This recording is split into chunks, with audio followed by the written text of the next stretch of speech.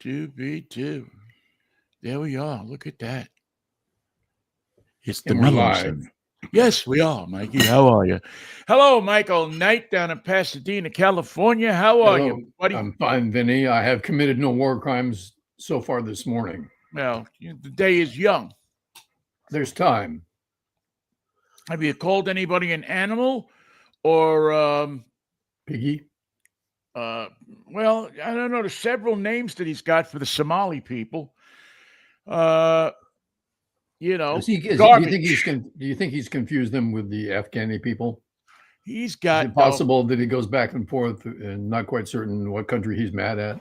he's just well, it's funny. I have a globe here, and I was starting to think about playing a game with the globe called Mark Off the Countries That Donald Trump Hates. And just as you roll the globe around, you stop it and you land on one. And if you get one, you know, you get to drink, or you get a prize, or you get something. I guess the kids, you're not going to give them a cocktail. What do you think you get? Is it a stuffed bear, a stuffed elephant representing the grand old party? Well, the grand old party is no more. So I don't know. Maybe you get your own cigar boat coming out of Venezuela and see if we can shoot you out of the water. And if you survive, You get another shot. Did remember the Germans in World War II? They didn't take it. If you got rammed by one of their submarines, they just pulled up next to you, with the boat, looked at you in the water, stuck their hand out to you, and then the guy on the bridge there put his gun down and shot you. What do you think debt guns are for? They're not there not to be used. They're there to be used judiciously. Just like the Germans, man. Germans didn't, they didn't have any room for any more people on those U-boats. Did you think Trump was an Italian name? No, I didn't think Trump was an Italian. No. You'd really have to show me that Trump was an Italian name. He's a Teutonic tribal leader. That's what he is. Piece of shit is what he is. But and funny how 2 days ago he's calling the Somalis all kinds of names, and Elon Omar all kinds of names, and she's garbage, and her friends are garbage. And guess who was going through the Somali neighborhoods yesterday? ICE. Yes, there's magnificent men in their pickup machines. Edmonds here, where I live, has quite a large Somali population. I mean, large relative to other places. I mean, it's not by any means but this was a place where they have come to because they feel safe. They're escaping persecution, whatever reason. I mean, they're here. Somehow they got here. I don't know whether it's legal or illegal. It sounds like Somalia sounds like a place that you'd want to get out of. It's a tough neighborhood. Would want to stick around if you didn't have to. And those got the remnants of a civil war going on. There's always factions fighting one another. There's always pirates in the Red Sea. Yeah, it's kind of like Staten Island. I mean, it's not an easy place without all the riffraff. And now, is he right to call Somalia a garbage nation? Well, I don't know. Yeah, if you want to call the leaders of the nation or something, but I don't know. There's some Somalians that are, pirates, and I don't like. I wouldn't want to live there. I wouldn't want to go there. But when you call out a whole group of people, and some of those people are hardworking, people, you just discredit yourself so much. And I don't know, the Somalis I see here now, I guess this all was brought on by some kind of credit card ring or something, or some federal government scam or something like that was going on that involves Somalis in Minnesota. And if you're gonna call out people who do crimes like that, you got a lot more than the Somalis to start calling out. I got a whole bunch of Italians you can call out for things like that, and a whole bunch of Irishmen, and a whole bunch of all different kind of people. You might want to go through Congress and start looking at some people there and some of the scams that they're pulling. The ones who looked at the video of the Colombian cigar boats being blown to bits and said that looks about right. They were going to flip the boat, they were going to load the drugs back on the boat, and they were going to come to America anyway. So made sense to kill them. It made sense to violate the laws of engagement. And those are the people elected duly to represent their constituents who saw the video and saw nothing wrong with it. Saw what Donald Trump saw, a wonderful day on the high seas, a boating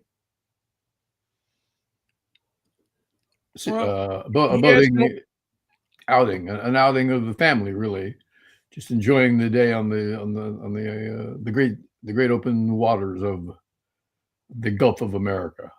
Well, he just has no problem being judge, jury, and executioner. They don't care what he's making our military judge, jury, and executioner. As I said before, it's the same thing as Germany. And if I'm going on a vacation for 2 weeks, I take each day of those 2 weeks where I won't be here and agree with Donald Trump on something in advance so he doesn't feel lonely or left out or not included. It's just so he knows that even though I'm on vacation, I'm endorsing every murderous thought that he has, every illegal action that he signs off on, and any brainless shit that works for him, like Hegseth or the head of the FBI, the head of the federal anything, name it. Yeah, I just want them to know that I'm endorsing them in advance for their actions, legal or illegal. Well, listen, he's certainly his vision of America, I think, is a lot different than certainly what yours and my vision of America might be, and probably different than the majority of Americans. I don't know that how many people have voted for him. So far, you're right. This is what they were getting.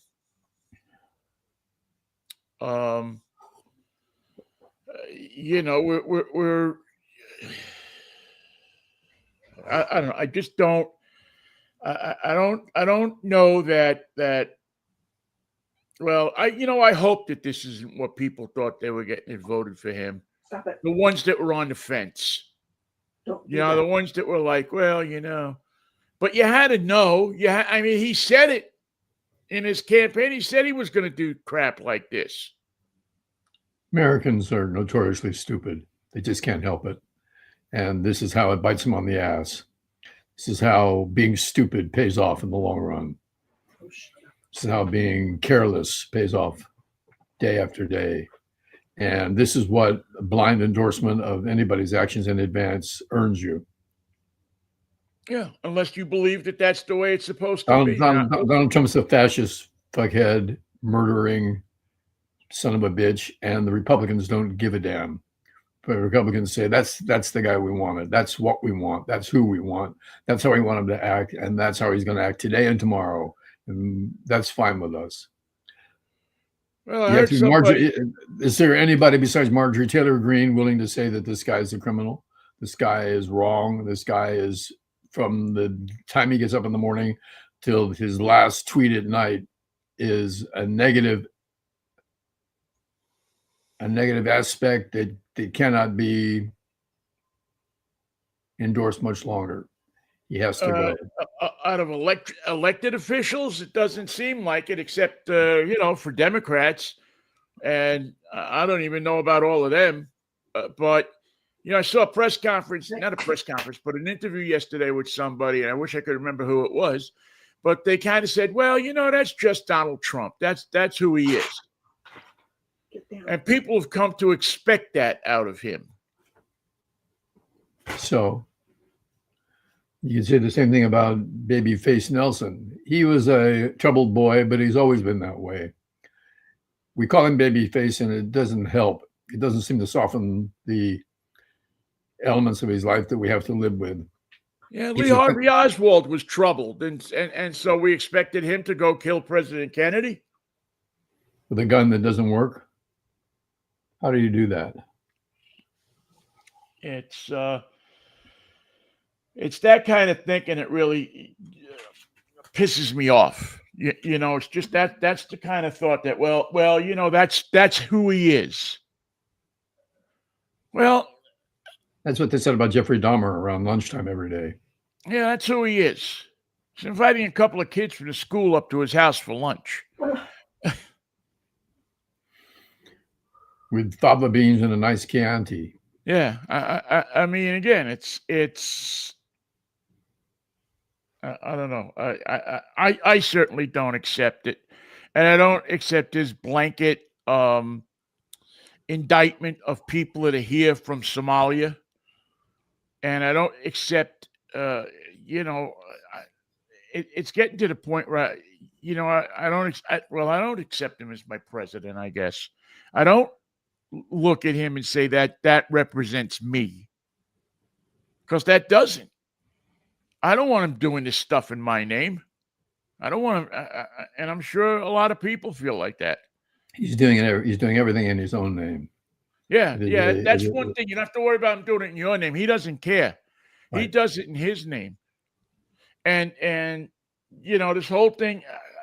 I mean, again, we can go down a list of things. I don't want to ruin my Friday. Here's what kills me about this: when people say, "How can you get away with this? How can we not stop him?" Go back to the founding fathers. Go back to Benjamin Franklin and all his boys.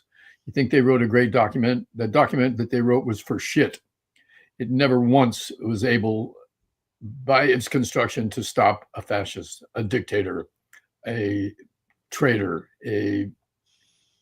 someone bent on evil. There's not a word in the damn Constitution able to stop Trump or even slow him down. There's no checks and balances that prevent him from doing exactly what he wants. There's no element of all the paper that was put together by the goddamn founding fathers that stands up to a fascist. Not one word, not one element, not one paragraph is able to stop him. There's nothing written in our Constitution to stop the worst of us.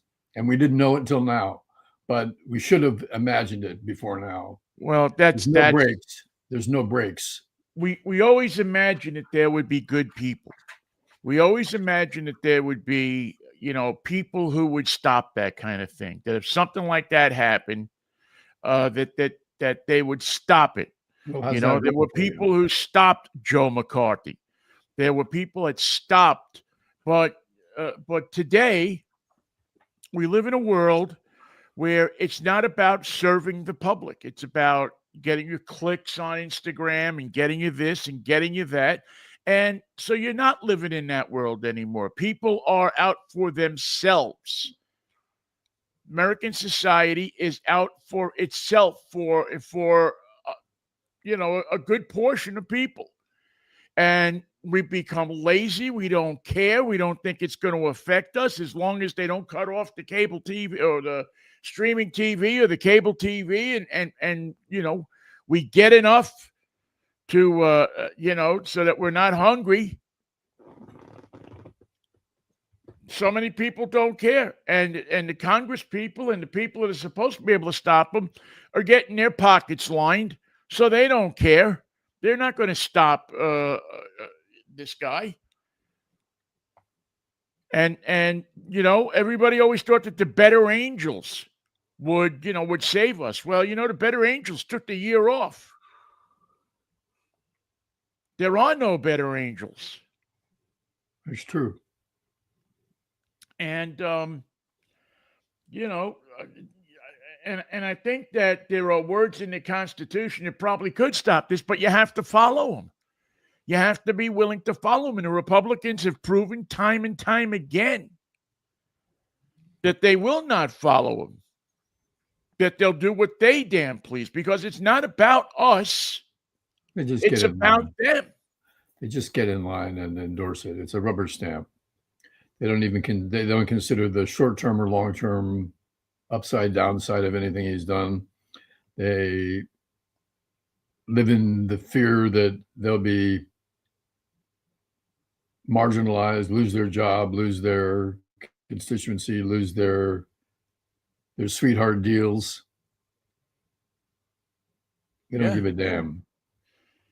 I mean, that's exactly it. And if the country fails, well, you know what? I'll be dead in a few years, or I'll have enough money to build myself a house with walls around it. So who cares?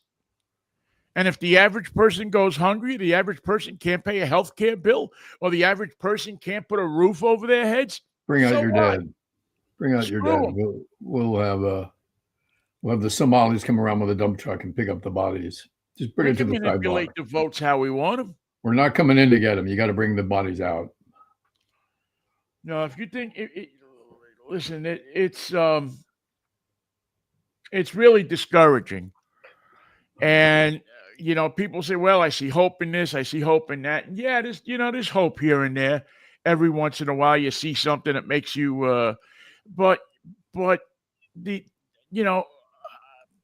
I don't know, there's not enough people turning into Marjorie Taylor Greene and saying I've had enough to put it back together. There's so much of it is broken that there's not enough time to put it back together. Well, I fear for our republic. I fear for our late for that. What holds this country together. You got Mike Johnson. Is well, you know what? Now there's rumors that he might be out. They'll just bring in another Boy Scout who. They'll go get Kevin McCarthy back. I mean, I never thought you could find somebody worse than Kevin McCarthy, and you know what? They did. I mean, he looks like a saint compared to this guy. But the Republicans don't like him. They want to blanketly put their agenda down, and that's it. There is no agenda. What have they done? They haven't passed laws. They haven't passed concepts. They haven't helped anybody. Their agenda is to control everything. They've got a health plan that they keep talking about as if it exists, and they've been talking about it for years. There's not one paragraph of that health plan that's available for review.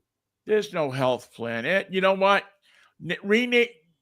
The best thing that Congress could do is they could take the health plan. It's in existence right now and just rename it the Trump Health Plan. And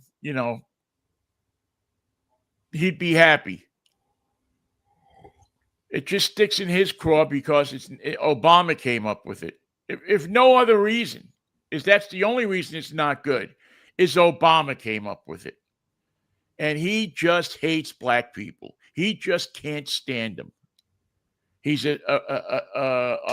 somebody who he'll have him come over the house, and he'll have him come to the White House, and he'll do this and do that and so on and so forth. But deep down in his heart, they are not equal to Donald Trump. But to be fair, I don't think he thinks anybody is equal to Donald Trump. No, the thing that he's been talking about for the past 2 or 3 days is that he has stopped 8 wars and he's ready to stop the 9th one, but he needs a little help from the world.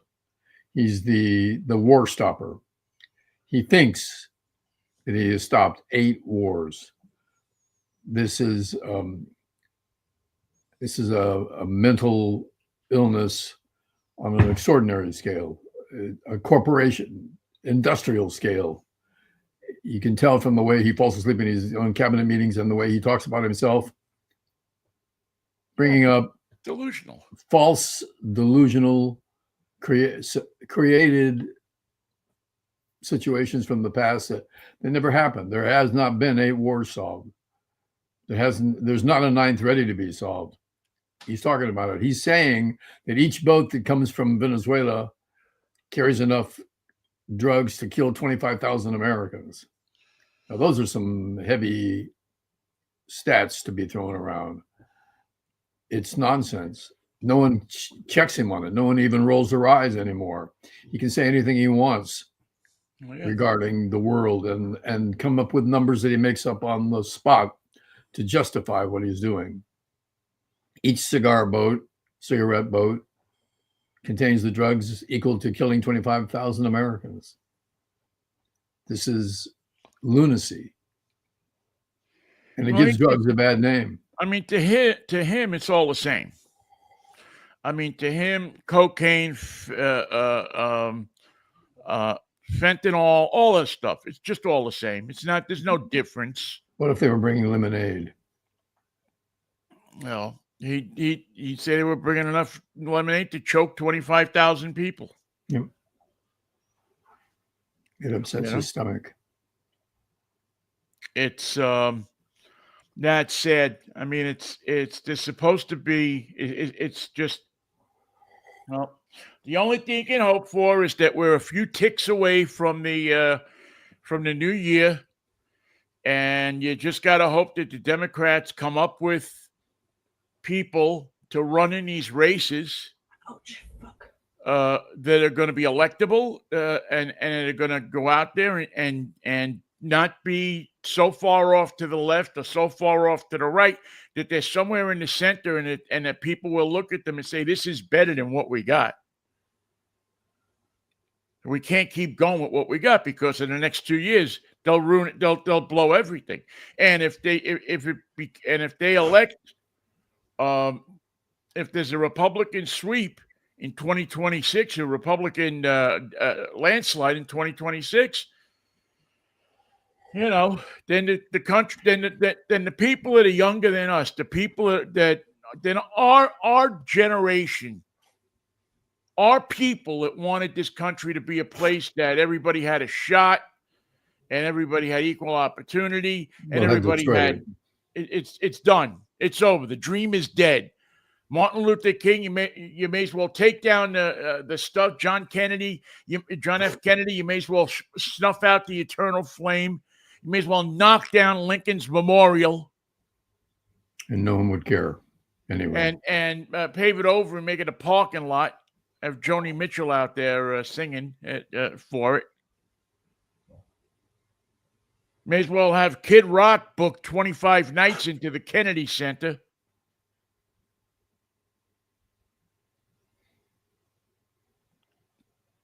You may as well give up on it, because the tide in the country has changed.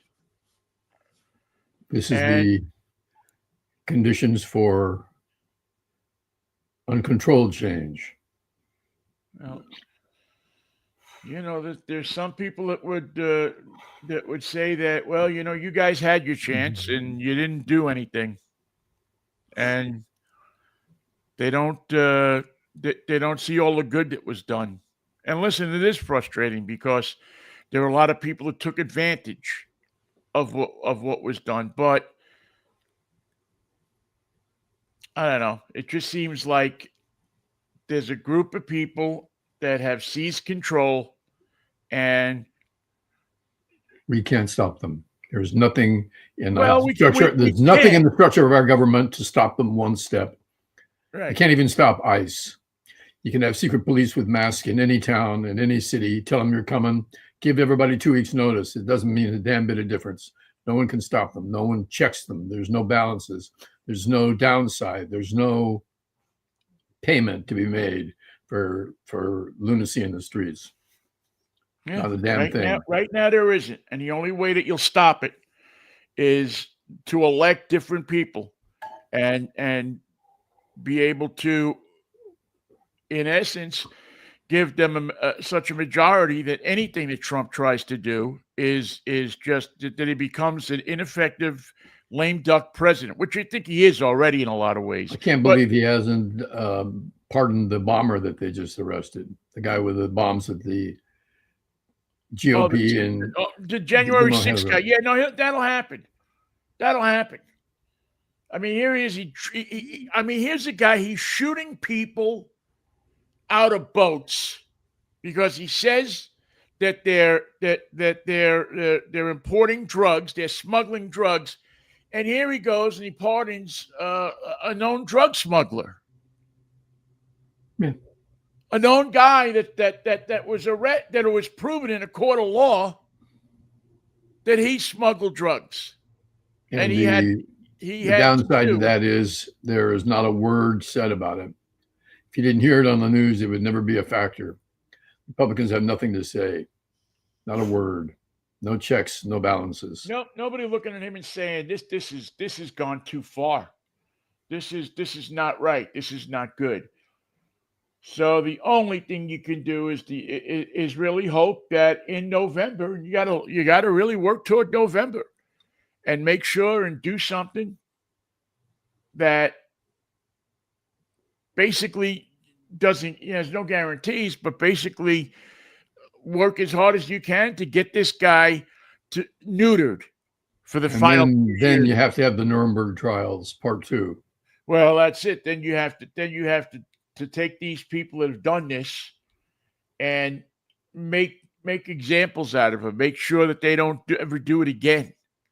Make sure that people don't get the idea that they should ever do it again.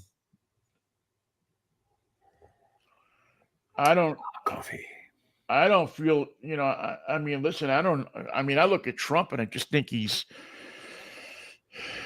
don't look too healthy to me. I mean, I'm not your example of perfect health, but boy, he looks, I mean, it looks like it's really taking its toll on him. Well, I hope he suffers. Yeah, I can't say I disagree with you. He's caused more pain for more people than probably any one person in this country. And any one person in this country that has been in a position of authority in the last, I don't know. You want to go back to 250 years. Yeah. I mean, there hasn't been anything like it. At least when you say, well, Franklin Roosevelt sent, young men off to war. Yeah, but there was a reason for it. A guy like we have here. You're comparing Roosevelt to Trump? That's not that one doesn't ring very well, Vinnie. Well, no, I'm saying that you would get people that would say, well, Roosevelt did this or Johnson did this, sent people off to war, and that many people would say. Many people have said that's a Trump line. That's a Trump justification for anything. Well, I don't know anything about it, but many people have said that he's a criminal. Well, I mean, if you want to compare me to Trump, I think, in my opinion, okay, I'll tell you in my opinion, if you want to talk about people that have caused pain to people, President Johnson caused pain to people, Franklin Roosevelt caused pain to people, but they were necessary. Well, I don't know about Johnson's. Johnson's a whole different thing. But Roosevelt's was a necessary pain because you had to do something to stop what was going on. Johnson's, not so much. Eisenhower, well, you got to consider the Korean War. Was it worth it? Was it justified? But those people caused pain. It's a different kind of pain, but it's a pain. Trump is causing pain too. On that scale, he's causing people to die. He's causing people to turn against each other. He's causing people to become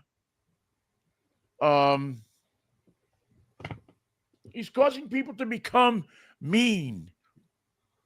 Or maybe he's not causing it, but he's just doing things and getting away with things that are not supposed to be gotten away with. And for so many reasons, people don't want to stop him. The people that can stop him don't want to stop him. Mitch McConnell could have stopped him 5 years ago. Kevin McCarthy could have stopped him 5 years ago. But no, they didn't. And look at where he's put them. Look at the pain he's caused them. And listen, them both out of business. He caused them pain. Without a backward glance, he put them both out of business. Yeah. The Speaker of the House and the long-term senator and the leader of the Senate ended up having no power, no influence whatsoever on Trump. Yeah. Who could have done the right thing. They both could have done the right thing when they had the chance, but yet the money, the power, the money. Fear. See, it all goes back to the money. And it starts with fear as well. Fear of not Yeah. having that money. Yeah, it all goes back to that. It all goes back to that. Is that he controlled the purse strings. He was the guy that so many of the people that run businesses in this country got behind and said, he's our guy because he's going to give us what we want. You don't think the Silicon Valley, look at Musk and the Silicon Valley people, the tech people. Have you heard of a law in the last year that's put the brakes on anything in the tech business, that's made Facebook somewhat responsible for what anybody puts on there? If you have a TV license and you have one of the people on your TV station or your radio station say something whacked out, you can get your license suspended. You can go after it. They can go after it with the FCC. Why isn't Facebook? Why isn't X? Why isn't these different platforms? For support, he trades support for non-regulation. Yeah. Long-standing agreement in Washington. Yeah. And today, Netflix bought Warner Brothers, all the things you can imagine, for $82 billion. Yeah, so let's see how he puts pressure on them to come up with a little money. See how that he finagles into that deal. And he's going to have his nose in that. Well, I think the problem will arise when it's time for the government to sign off on the merger. It'll allow the major corporations to buy each other out. Say, yeah, looks really good, but haven't you forgotten to wet our beak? Where's our cut? Isn't that the truth? It's run just like the mafia. It's not a big difference. Not a big difference in how this is run and how the mafia is run. Careful when you get out of your limousine that's parked in front of the steakhouse, is all I'm going to say. No. So it's it really. Mr. President, we're going to a steakhouse. Steakhouse? I don't like the sound of that. Yeah, well, it's stay awake, people. Stay awake. Don't and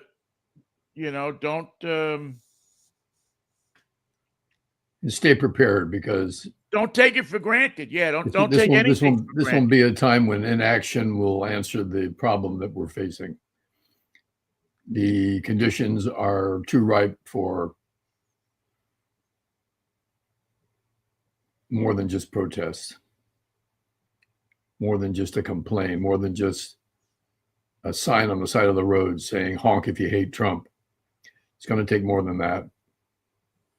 Yeah, it's gonna take people showing up at the polls in such numbers that they can't rig the elections.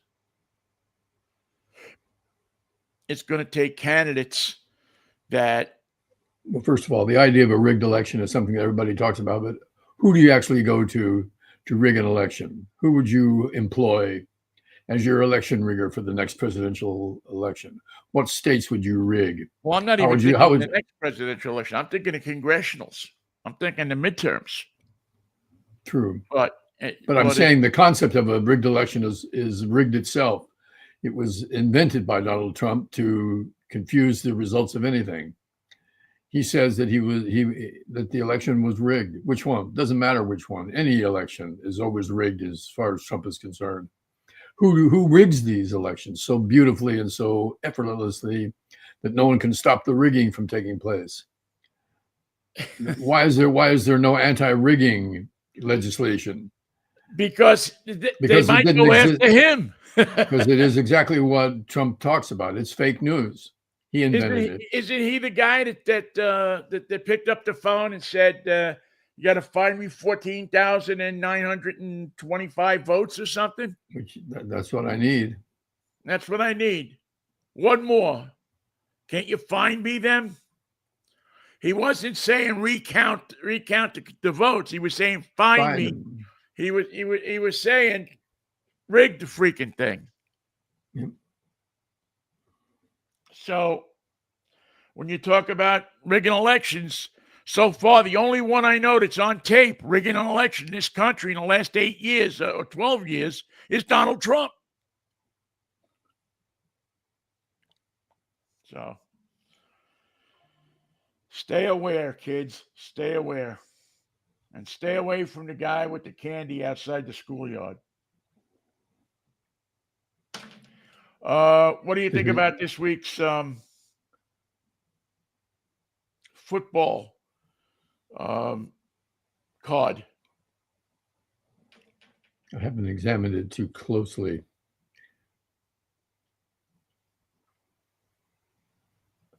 I don't even know who the 49ers have a bye. As for college football, there's going to be a number of great matchups. I won't be seeing them. I have to tape them. Got a big show tomorrow. Kennedy Quinn, my granddaughter, is appearing in a play. She's got several songs, and nice. It's that Dr. Seuss bass play. Seussical. Seussical, Right. Seussical, starring Susie Davis. I don't know. So Kennedy Quinn's going to be singing Saturday and Sunday, and we're going to be there. Beautiful. Well, tell her to break a leg or break a vocal cord or something. Break a leg is traditional. Yeah. Oh, yeah. Yeah. It's although I don't know, if you go up to a kid and say break a leg these days, they'd probably have you arrested.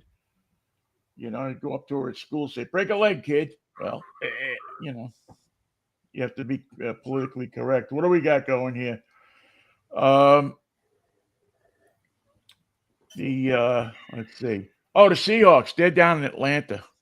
God bless them. And one of the great rivalries in football will be happening on Sunday. Pittsburgh, the Steelers, 6-6, against the Baltimore Ravens, who are 6-6. And it doesn't matter in this game, man. It's just always a game against two teams that truly hate each other. And it's no lie that they hate each other. Got the Ducks and the Huskies. That's going to be a conflict of interest. How so? They hate each other. And the Ducks have to win. They have to win. The Huskies are not going to be a factor, except as a spoiler. Well, and you know what? The thing is that the Huskies. Oh, it's Oregon State and Indiana. That's going to be number 2 and number 1 playing. That's going to be great. That'll be on Fox tomorrow at 5. And University of Georgia and Alabama, number 9 and number 3, go at it. So those two games are going to be great. Yeah, that'll be. That'll be. I'm so behind on college football. I mean, I don't know that I even. I just haven't paid a hell of a lot of attention to it. There's going to be a lot of dissatisfied people when the playoffs are organized for the end of the season games, because there's so many teams at the top that deserve an opportunity to advance, and they're not going to get it.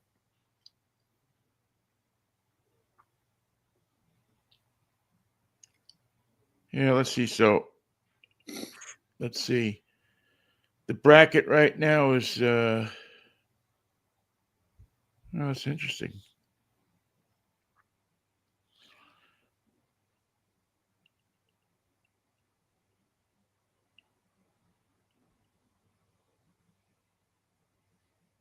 let's see.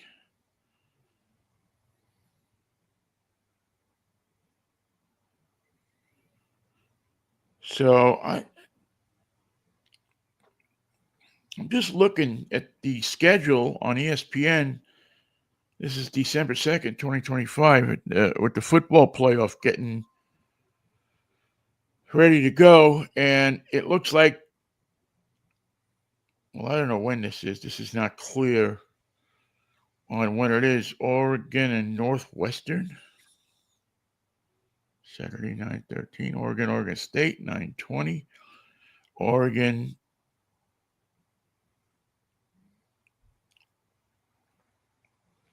Oregon played Washington. I knew that didn't sound right.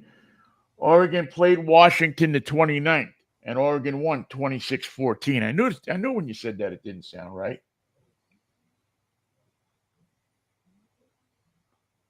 Yeah, that game, that ship has sailed already. My mistake. Yeah. So, anyway, so yeah, because they're setting up. I mean, they're getting ready for the playoff action already. So it's If there's only 5 games this weekend, Saturday, and the ones that are playing tonight are not really factors. In fact, they are not factors in anything. Yeah, first round matchups here. The Alabama at Oklahoma, Tulane at Oregon, Virginia at Ole Miss, and Notre Dame at the Texas Aggies. And then if Oregon wins that one, they get Texas Tech. Winner of Alabama, Oklahoma gets Ohio State. Virginia plays Ole Miss, and the winner of that one gets Georgia.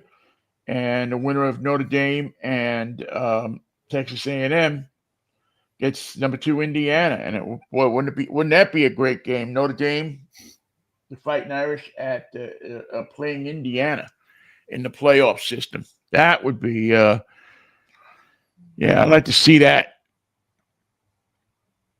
That's one of those. That's one of those games where I say yes. Virginia's number 17, so I just don't see them advancing. No, Cavaliers. I could be wrong. The beginning of the season 11.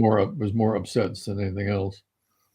Yeah, they're number 11. Anyway, I have BYU at number 11. Well, I'm looking at the top 25. Well, that's funny because this must be the seeds. They maybe seeded them different because this is number 11, Cavaliers at number 6, Ole Miss.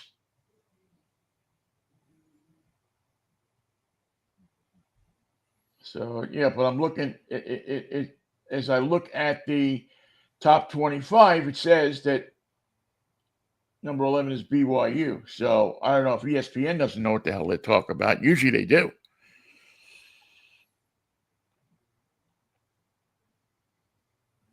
What are you driving, Vinnie?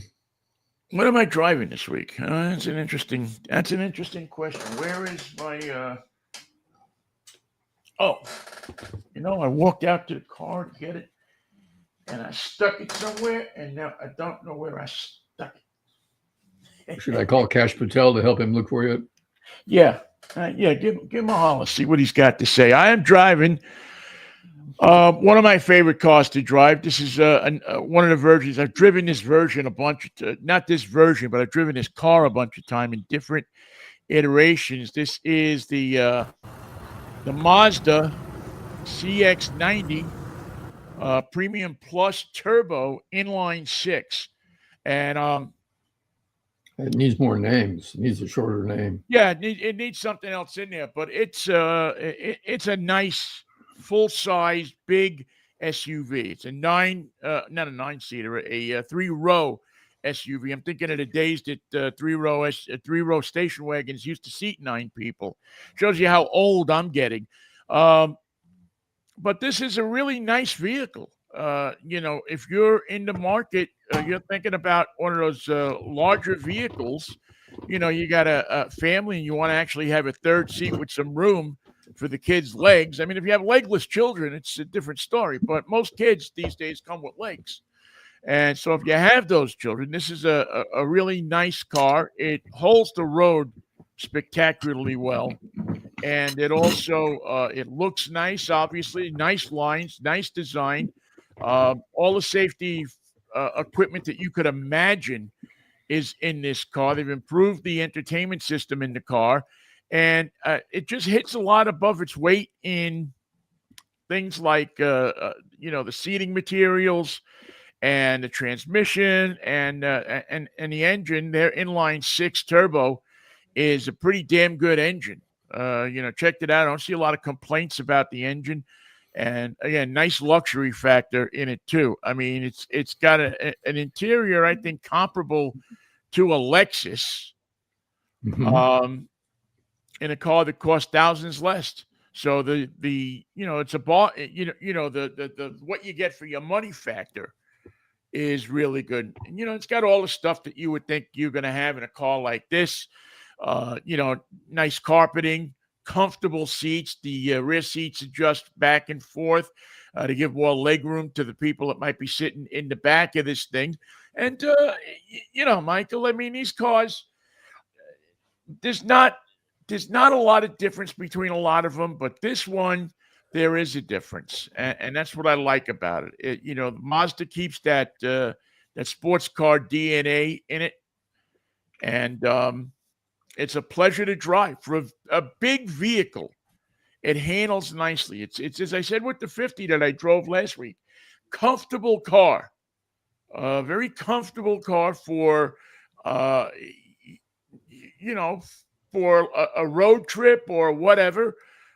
Lots of space, lots of room to put stuff in. Obviously bigger than the 50 that I drove last week, and I just think Mazda does a nice job with this car. And the proof in the pudding of that one is that you see more and more of them out on the street. Mazda's a brand that's really over the past few years upped its game. They give you a nice car for a little less money than some of the other luxury vehicles, and they've really gone to toward that luxury side, as opposed to kind of a standard vehicle. You're going to pay a little bit more money than you might have, but you're not going to go into to Lexus and Infiniti territory with a car that I don't know. I think is pretty good. So I like the structure of the engine. It looks like they've done some creative work to get all the parts. Well, yeah, they got everything under the hood, Michael, which was, these days, you don't want to be driving down the road with part tank now, which I can't say for every vehicle that I test. There's some of them that you test that they're just... you have your doubts. You just wonder if everything is going to be under the hood that you left the house with. Some of the noises that you hear, but cars today are pretty good. That's one thing about cars is, you get in a car and you drive it today. Almost any car is going to be a decent car. It's going to be you just don't have the problems with it that you used to have. The competition is too good. If you have problems with a car, it doesn't stay on the market long. And a perfect example of that is VinFast. That car that was coming out of Vietnam that looked like it was going to be something. And it was something. It was an abject failure. Yeah, it was a piece of junk. Yeah, I mean, they just, it just reminded you of the old days when people would say, well, don't buy stuff from Japan because it's all a piece of junk. Well, they've upped their game. Don't buy something from China because it's a piece of junk. And you know what? They're not pieces of junk. They rival, the Chinese cars, which we don't get over here, are some of the best built cars in the world. And why don't we get them? I don't think we're going to get them for a while. I mean, when the Chinese cars come to this country, where they're allowed to be sold in this country, um, I think that it'll kill the American auto industry, and that's why they're not bringing them in. Everybody I know that's driven a Chinese car has said that it is superior to most of the American cars they've driven. So, um, so they're just as long as Trump is president, and I probably think whoever's president after Trump is probably going to do what they can to keep those cars out of the United States. But they're in Mexico, they're in Canada. You go up to Canada and you'll see a few of them, probably more than a few of them. I mean, they are just they, and again, the quality is good, the price is low. You can buy an electric Chinese car for what's equivalent of about $25,000. And if they ever brought that car over here, it would sell like hotcakes because America needs lower priced cars. Cars are still too expensive, and the manufacturers so far haven't done a lot about it. They've made some moves to lower the prices. Well, in America, there's no downside to faulty corporate pricing. If you charge too much for your product, there's no penalty coming from the government or the public or the competition. You can just overprice your potato chips or your four-door. And the odd thing is, we complain about pricing and affordability, or affordability as Trump calls it. But the fact is, not too many products are paying a negative price, paying the corporate price for overcharging for their products. You charge too much for your potato chips, you charge too much for your Cadillacs. There's no downside to it. Because America has no self-control.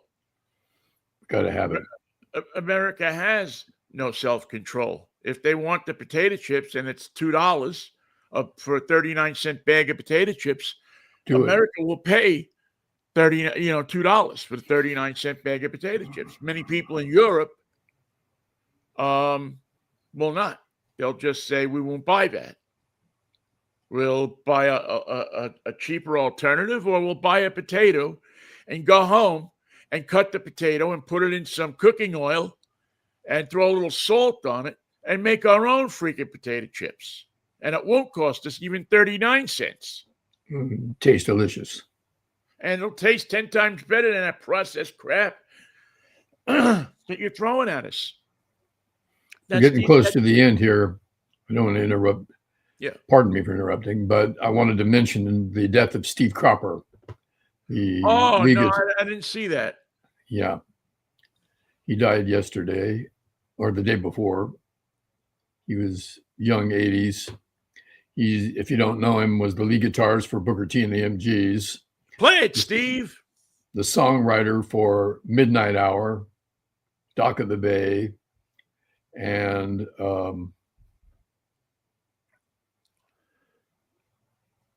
one other big hit.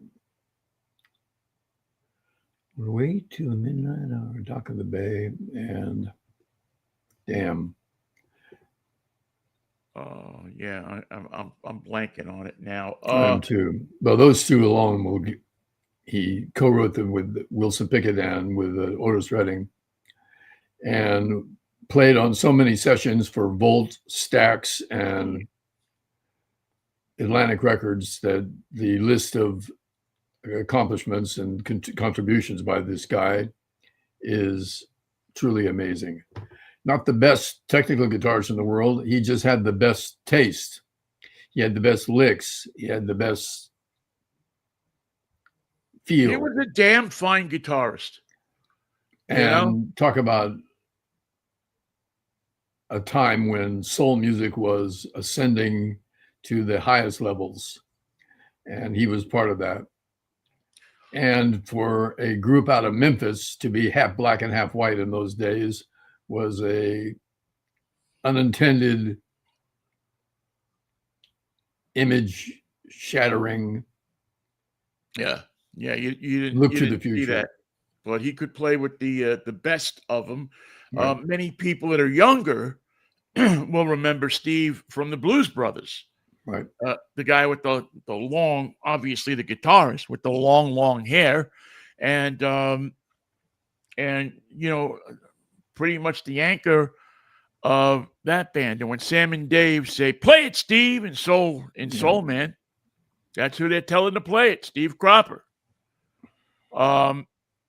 I was at the Stax Volt Museum probably 10 years ago, and it was a great display and a great tribute to him. And I'm glad it was there because he was alive and he probably could have gone through there and seen it. But they had a whole thing on the Memphis sound, and he was probably the biggest guitarist out of the Memphis sound. So, and they paid him his due, so he was great. He had a heck of a life, man. You can't, 80 years old is a nice run.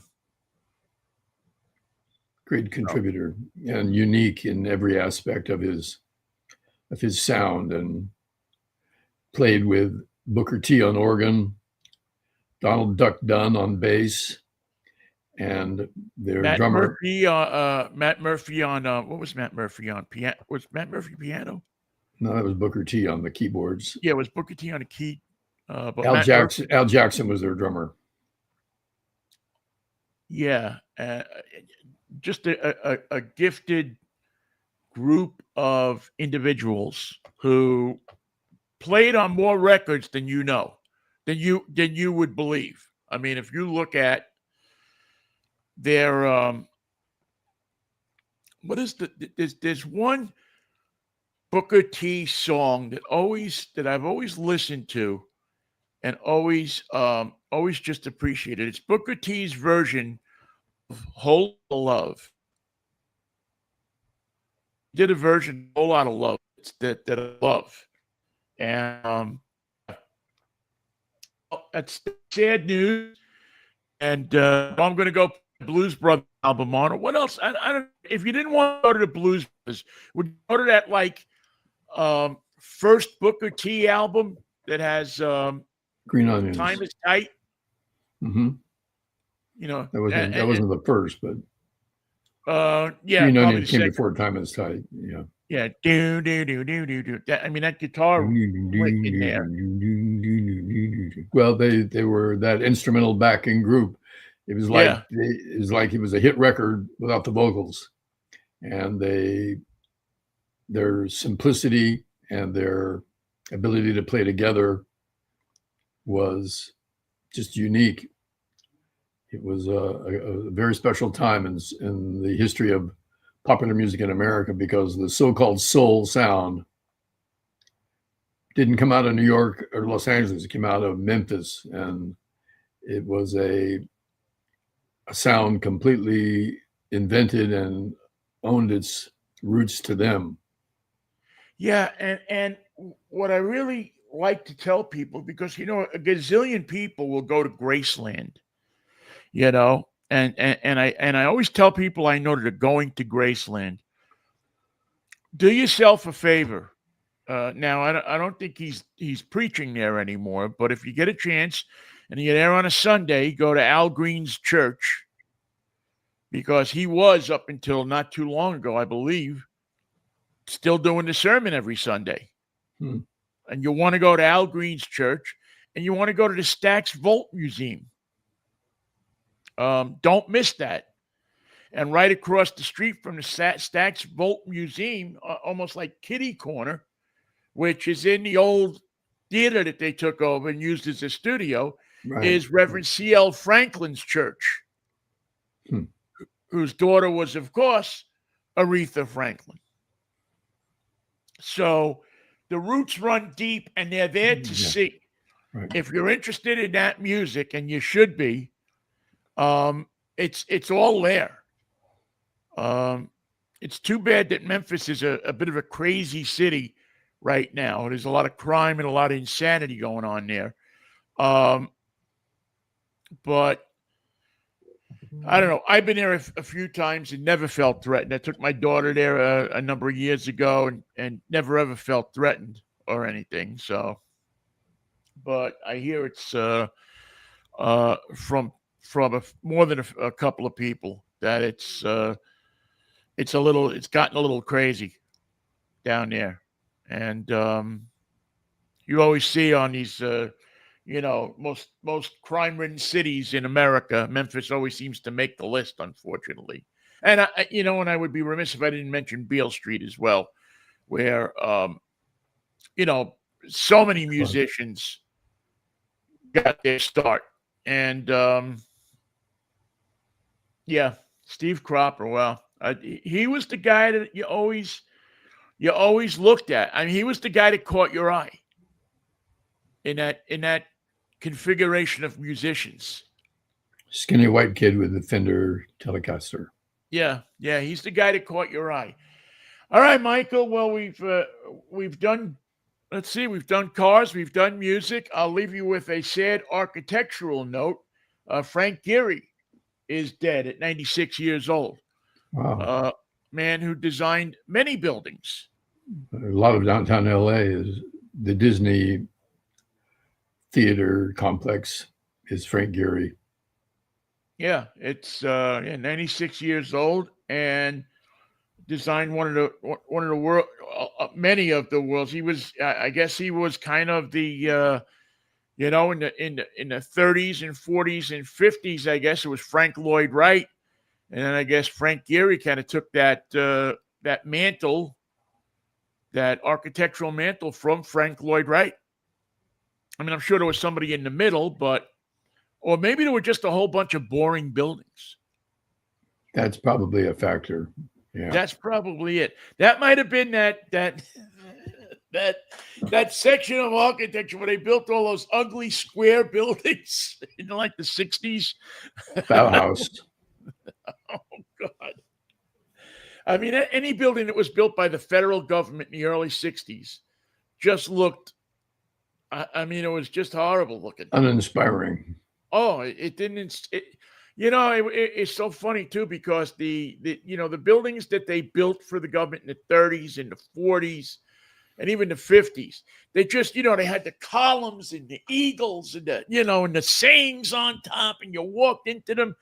And, especially back east, in cities like Pittsburgh and Baltimore and New York. And I mean, you look at those places and you feel like you're in a cathedral of either justice or banking or whatever it was.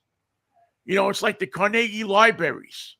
You go into those and you feel like you're in a place of learning. And after like the 50s, the middle 50s, late 50s, it just like all kind of fell apart. Well, that's why Donald Trump destroyed the Department of Education. What do we need that for? What has education ever given this country that we can look back on and admire? If you like what I did to the White House, wait till you see what I do to the Department of Education. We don't need educated people in this country. In fact, we don't want them. We don't want them here. Mikey, if the Lord's willing, the creek don't rise. I'll see you Monday. I'll be here. Have a good one, Ben. Have a good show tomorrow, 11 o'clock. Yeah, and you have a good time watching young Kennedy Quinn sing her songs. I'll be there. Don't you worry. All right, man. See you. Man. Peace, love, and Manischewitz, baby. What a wine. See you, Mikey. Thank you all for listening, too. We appreciate it.